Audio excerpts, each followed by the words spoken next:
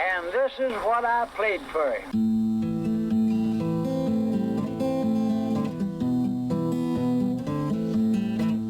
Oh, the cuckoo, she's a pretty bird. She warbles as she flies, but she never hollers cuckoo until the 4th day of July. Hello and welcome to episode 12 of the Cuckoo Town podcast, Mermaids of Cornwall. I'm your host, Mark Anthony Wyatt. In Cornwall, mermaids are referred to as Mermaids, but I didn't want to confuse my audience by using that term in the title. Most of the information you are about to hear is taken from my own research back in about 2018, which was published the following year in my Spirit of Cornwall books, volumes 1 and 2. Along the way, we will be looking at the origins of the Mermaid legends, their otherworldly nature, and a few abduction stories, amongst other things. Okay, let's dive in. Bucca Widden and Bucca Dhu. That's Buccawidn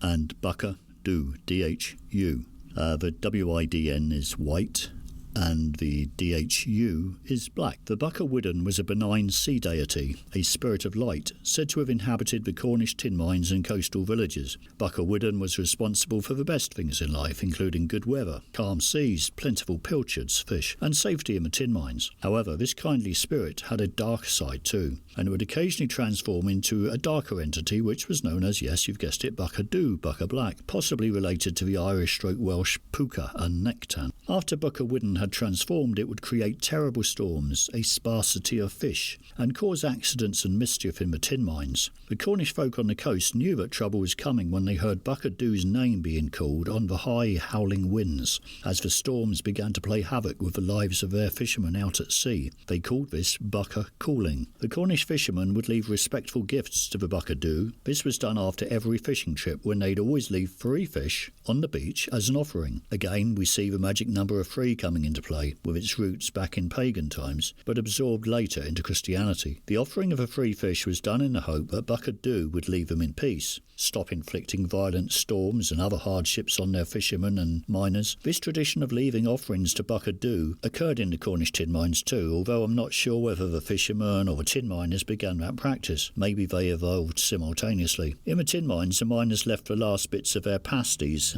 as offerings to appease Bucca Dhu, to keep them safe from his occasional spiteful tricks and mischief. The Bucca Dhu gradually evolved into being called the Knockers, and much later in America into Tommyknockers. Newlyn, which is a place near Penzance in Cornwall, and to a slightly lesser extent its near neighbours Mousehole and Poole in the far west Penwith area, all had a long association with Bucca Widden and Bucca Dhu. In the Newlyn case particularly so, as they long ago adopted the nickname of Newlyn Buccas. There's an old folk rhyme that shows the local rivalries and humour between 2 of those coastal communities. It probably still gets chanted by noisy Newlyn lads to this day as they watch their boys taking on the Penzance Pirates at rugby matches. The rhyme goes like this. Penzance boys up in a tree, looking as wished can be. Wished meaning like weak. But Newlyn's buckers are as strong as oak, and they knock 'em down with every poke.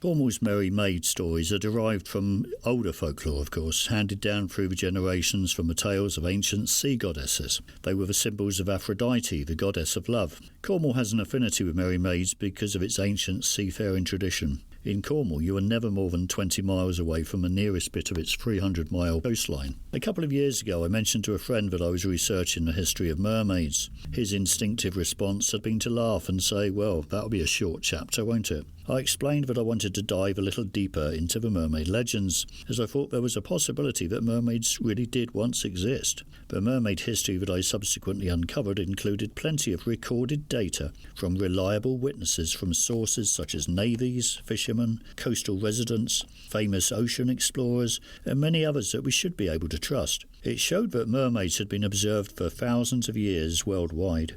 During my ensuing investigations, it was inevitable that I had to look beyond Cornwall's coastal waters, as there are no borders at sea. I took into account mermaid sightings from elsewhere around Britain's coast, and out into the wider world too, in both the northern and southern hemispheres.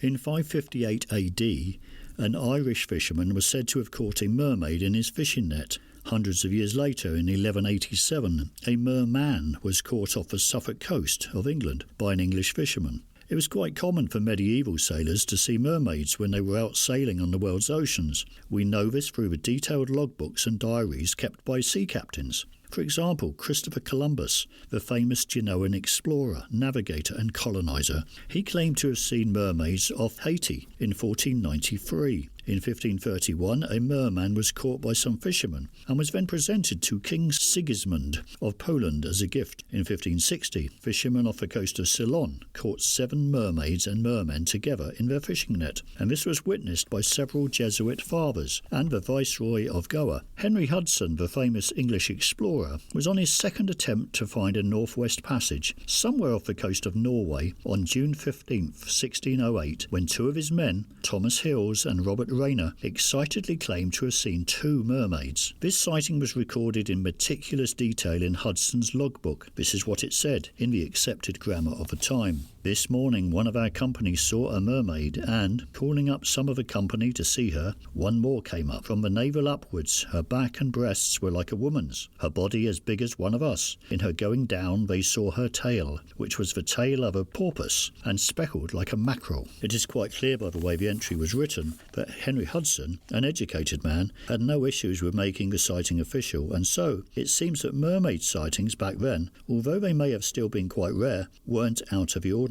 To take a more modern perspective on this, substitute the word mermaid with the term UFO and ask ourselves how many airline pilots would risk their jobs by reporting a UFO sighting. There have been theories put forward by naturalists and zoologists such as George Steller and Alistair Hardy that mermaids were a kind of aquatic ape-like creature. Some biologists theorised that mermaids evolved from primitive man, suggesting that primitive humans who weren't so affected by the Great Flood continued on to eventually evolve into modern-day humans. But the descendants of the survivors who were hardest hit by the floods and were living in a very watery world gradually became more aquatic, finally evolving into half-fish, half-human-like creatures before eventually perhaps becoming extinct. A marine biologist from a Welsh university said, "Humans and fish are vertebrates, but of 2 divergent evolutionary pathways. Mammals are warm-blooded, fish are cold-blooded. That's a good enough starting point to the argument against the existence of mermaids." Mermaid skeptics would also say that mermaid sightings are just cases of misidentification or ignorance. They'd suggest that large fish and sea mammals, to those who have never seen them close up before, take on an almost human-looking form, and witnesses therefore would be misled. They would say the witnesses most likely saw a manatee or a dugong or perhaps a sea lion. In many of the mermaid sightings, the witnesses were fishermen,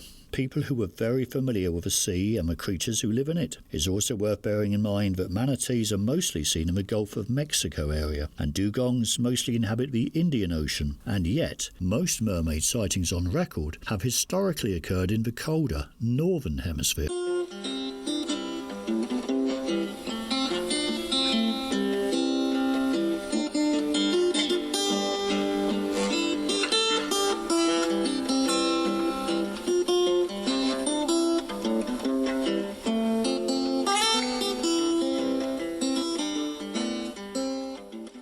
Malicious mermaids and the abduction experience. When many of us think of mermaids, we mostly tend to visualise benign feminine creatures combing their long flowing locks, rather romantic depiction. But there were also vengeful, ugly, malicious mermaids who, so the legend said, abducted young men. These legends survived to tell us there were quite a few of these not quite so merry maids around the Cornish coast. There was one at Padstow on the north coast, but had once been helpful to humans, but had then supposedly turned nasty after being shot at by a passing fisherman. That would do it. There was another malicious mermaid who lived off the Cornish coast at Lamorna. The Lamorna mermaid was such a frequent visitor that the rock she liked to sit on was eventually named for her, Mermaid Rock. If local people heard her eerie singing, they would fear the worst, a bad omen, a warning of an impending shipwreck perhaps. Local legends told of young men being so spellbound by her strange ethereal singing that they would dive into the sea and swim out to be with her, against the advice of their friends, no doubt. They'd usually drown on the way out, or shortly after meeting up with her on the rock. These darker, more menacing mermaid archetypes are closer to the classic Greek tradition of a siren, although sirens were not, strictly speaking, mermaids at all, as they were part human, part bird-like hybrids. But like sirens, mermaids were seen as otherworldly evil entities who lured sailors and fishermen to their doom, bringing bad luck and curses upon all those who laid eyes upon them. Perhaps they fed off our energies like some kind of aquatic vampire. Mermaid legends sometimes suggest that they were soulless creatures. Their intent was to mate with young, virile human men, steal their souls. This, as with other fairy folklore, mirrors the E.T. abduction and hybridization stories that we hear so much about in the ufology field. There are many stories of beautiful mermaids tempting young men away from their land-based lives to live with them in the sea. The mermaid's kiss apparently enabled the young men to grow gills. These abducted young men would then subsequently mate with the mermaid and raise hybrid families. These legends tell of shape-shifting mermaids too. They were able to shift from having the bottom half of a fish to having 2 human legs when it suited them, as with a Zena Mermaid legend, which I'm going to be talking about later, where she stalked and then eventually abducted young Matty, the chorister from Zena Church. The medieval Cornish performed their miracle plays where mermaids, the top half human, the bottom half fish, signified the duality of Christ, God and man. I find it interesting too that mermaids are closely associated to the nature of sound. There's a definite sonic aspect to our mermaid investigation which often gets overlooked. For example, the Zena Mermaid legend, it tells us that young Matty Truella went willingly with his mermaid, but did he? Was he perhaps under some kind of mesmeric influence? Was he lured against his true will by a mermaid's ability to use sound frequencies to exert her own will upon him? We know that dolphins and whales communicate via high frequencies, so maybe mermaids also communicated by sound and had other sonic capabilities too. These legends talk of weird sounds, ethereal singing, how mermaids lured and mesmerised unwary sailors, fishermen, and other young men by making their strange, haunting, bewitching sounds and melodies. In the ocean, birds are in the air. Can't stay here no longer, I have no steamship fare. My earthly trials are over, push my body out to the sea. Save on the undertaker's bill, let the mermaids flirt with me. The Merry Maids of Morgan Porth. This Merry Maid story occurred at Morgan Porth near Newquay on the North Cornish coast. It was very big news in Cornwall during the summer of 1827. In fact, the sightings made it into the top-selling Cornish newspaper of that time for West Britain. There is perhaps something of a clue in the place name that Morgan Porth may have once been a place of regular Merry Maid activity. Morgan, M-A-W-G-A-N, is an old term for a mermaid or merman. The Porth part means port or bay. A young local fisherman had been walking across a wide sandy beach at low tide to meet his friend. The lads had intended to do some pilchard fishing together when it got darker, and the light was already beginning to fade. As the boy walked across the beach, he heard a weird voice calling out from a cave at the base of the cliffs. Smiling, he assumed it to be his friend messing around in the cave, just being silly, trying to frighten him. Now, there were only 2 ways that you could get into that cave, both of them at low tide. The young fisherman decided to look into the higher entrance to the cave first, which was well above beach level, assuming, of course, that his friend was in there, but slightly lower down. So he climbed up onto the rocks at the foot of the cliff face, then peered down into the cave below. He couldn't see his friend. The young man continued to look all around the murky darkness below him, trying to pick his friend out, but he could only see little pools of water deep down inside the damp, echoing blackness, and hear water dripping into the rock pools from great heights. He then realised that there was somebody down there, or rather something, in the cave deep below him. The young fisherman's eyes were slowly becoming more accustomed to seeing in the poor light, enabling him to make out the shape of something large sat on a rock on the sandy floor of the cave. It at first appeared to be human-like, but it then slowly occurred to him that it wasn't human, it was a merry maid, and she was staring right back at him through long matted hair. The young man was so shocked by what he saw that he didn't wait for his friend. He just ran all the way home. But our story does not end there. The next morning, 3 similar creatures appeared to 3 more witnesses, all of them men, who were walking up on Bray Pen Cliff. The newspaper report said the 3 witnesses were local people, and all were familiar with the sea and creatures of the sea. The 3 witnesses told of how the larger merry maids were sleeping face down on the beach and were human-looking from the waist up. Their bodies, they told a reporter, were coloured, quote, just like a Christian, which I assumed to be white, given the attitudes of the time. Their arms were like short fins. Their hair was at least 9 feet long, the lower bodies bluish, and they had tails. As the Mermaids slept on the beach, the 3 local witnesses could see the gentle swell of the incoming sea washing over them, and then receding, leaving them looking almost dry again. The younger, smaller Mermaids were seen to be playfully swimming around the older, bigger Mermaids. On the following day, 5 more Mermaids were spotted, also from up on Bray Pen Cliff. The witnesses, different men this time, apparently watched them for well over an hour. Now that's 9 separate, reliable witnesses to the Mermaids over a 3-day period. I buttoned my coat up to my chin, went walking along the sand. I thought I heard the mermaids sing to the sound of a big brass band. The attempted abduction of Cecil Morgan, there's that name again, Morgan, M-O-R-G-A-N, spelled differently but coming from the same source, as Celtic word.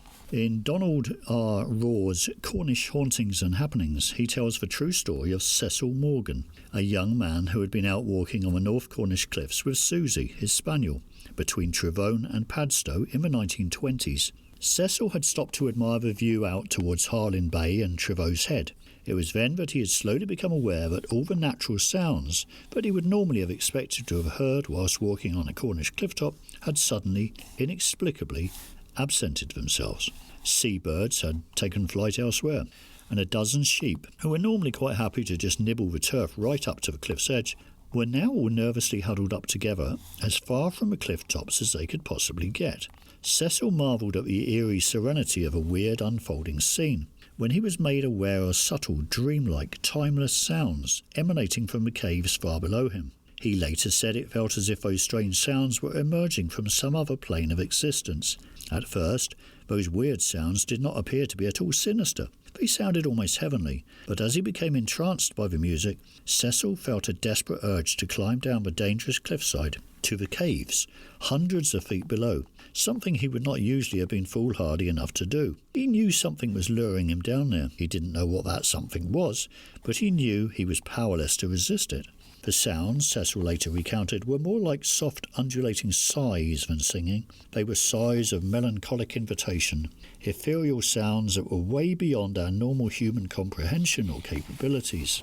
Susie, his dog, possibly saved Cecil from being a mermaid abduction victim statistic that day, as she broke the spell that had such a powerful hold on him. She had suddenly appeared above him on the cliff top, peering down past him as he was climbing precariously down. Cecil had shouted to Susie to join him. "Come on, Susie, good girl, come on down." Fortunately, though, Susie was having none of it. Somehow she had known better. Susie just stood there in complete silence, staring past him, not moving a muscle.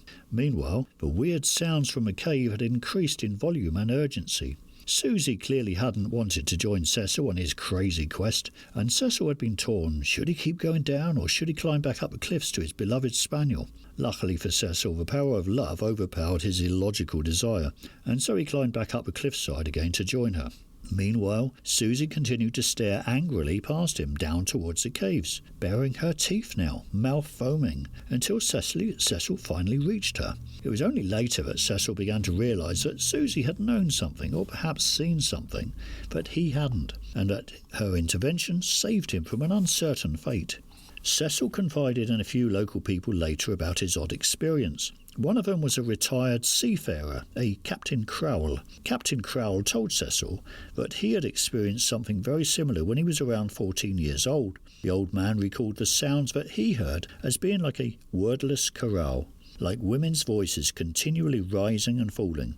Once again, this witness account, we see the similarities to alleged alien abductions. The victims are aware that they are being pulled towards something. They know they don't want to go there, but they seem almost powerless to break a spell.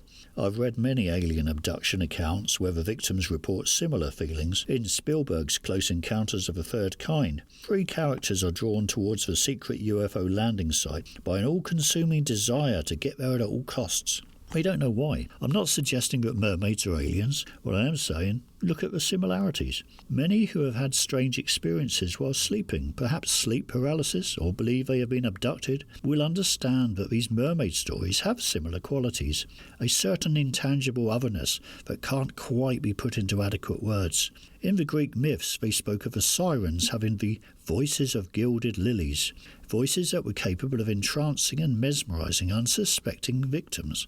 I think we are only just beginning to realise the enormous power that can be harnessed via sound frequencies.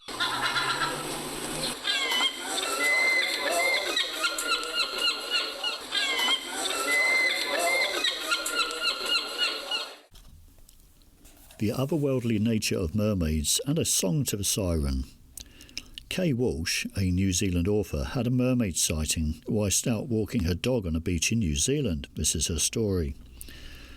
The mermaid began as a sort of agitation in the water, and it spread to everything. It even affected the light.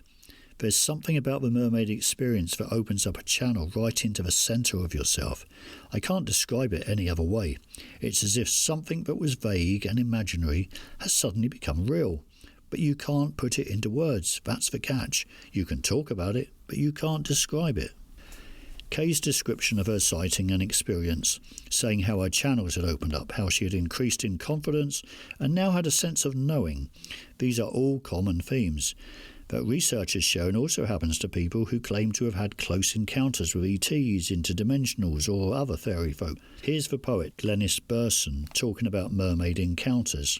Some mermaid accounts emphasise the visionary nature of the experience, comparing it to a vivid waking dream. Others recall the voice of a mermaid, a kind of melodious, seductive vibration that's been compared variously to a lullaby, the humming of telegraph wires, wind chimes, the whistling of dolphins, a distant choir of female voices, but it carries a memory of things long forgotten or never even consciously known. Most agree that the experience is accompanied by a mysterious sense of being unlocked or lifted.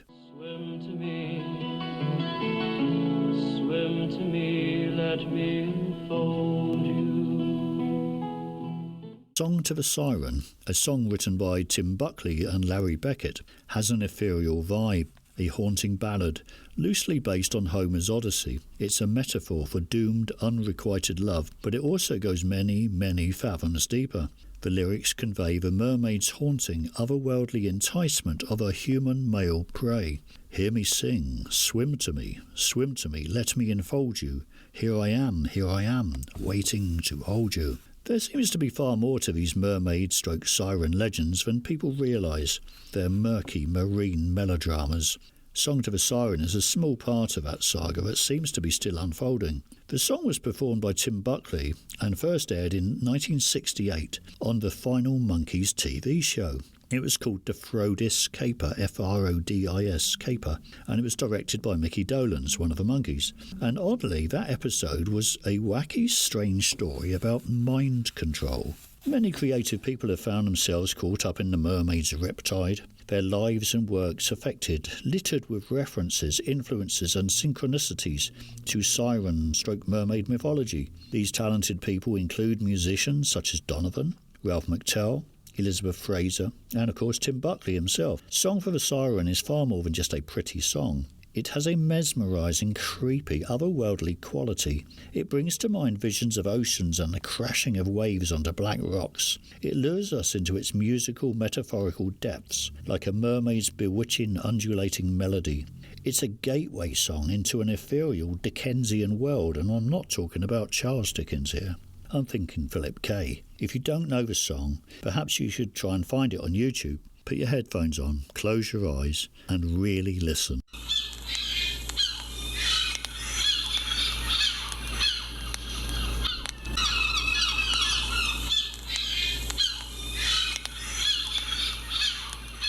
So this version of a Xena mermaid story comes from my old friend Michael Williams, the late Michael Williams, who sadly died a few years ago. I did an episode on him a few episodes ago. Once upon a time, he says, as all good stories should begin, a beautiful, elegantly dressed woman attended services at the church of St. Sonara at Xena. Now, though the Cornish have a bush telegraph system that could give the MI5 a lesson or two, nobody knew her name or address. She was, in fact, a tantalising mystery. But young Matty Trewella, the squire's son, a handsome lad with one of the finest voices in the parish, resolved to solve the mystery. He had fallen for her. So one Sunday evening he followed her down to the cliffs after the service. Neither of them were seen again. Years later, a ship cast anchor in Pendower Cove, and suddenly the captain heard a beautiful voice hailing him from the waters below. It was a mermaid with long strands of blonde hair floating around her body. She politely asked him to shift his anchor as it was blocking the entrance to her home under the sea, and she wanted to get back to her husband, Matty, and their children. A very frightened captain returned to Zena with a tale. Seamen always associate mermaids with bad luck, and after much discussion it was decided to put the Mermaid of Zena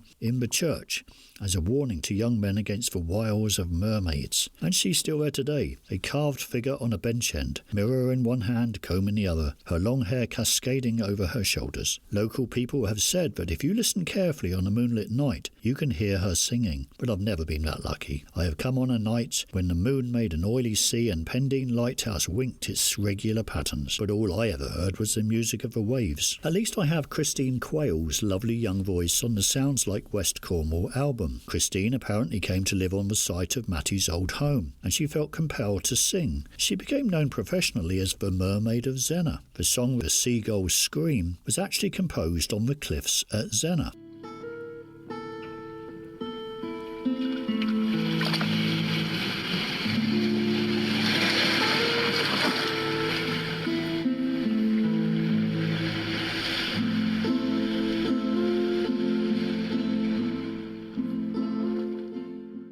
Okay, so there's one last thing I'd like to add to the Zena mermaid story. Some of you will remember one of my guests, episode 8, I think it was, Bob Osborne, the artist, writer and researcher. Now, Bob actually lives in a remote property right on the edge of the coastline at Zena, and that particular cottage that he lives in, or farm I should say, is directly associated with the Zena mermaid legend. And fairly recently, a lady contacted him just out of the blue online. She'd seen his image, I think it was on an Instagram post possibly. She'd seen his image, and on Bob's arm he has a tattoo of a Zena mermaid. As she'd seen it, she obviously knew he lived in Cornwall. Bob could help her track down her family history, stories in the family that she came from Cornwall. So she thought she'd ask Bob because he had the mermaid and it was a good sign. So they got talking and Bob's asked her surname.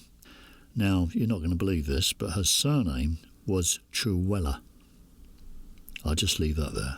You've been listening to Cuckoo Town, a Leviathan Media production, copyright Mark Anthony Wyatt 2022. If you've enjoyed the show, subscribe, like, share, and please do tell your like-minded friends about Cuckoo Town. You can find us on all the major platforms, and we'll be on YouTube too. I'll see you next time then, when we'll take another stroll together down a road less travelled. Bye for now, be lucky.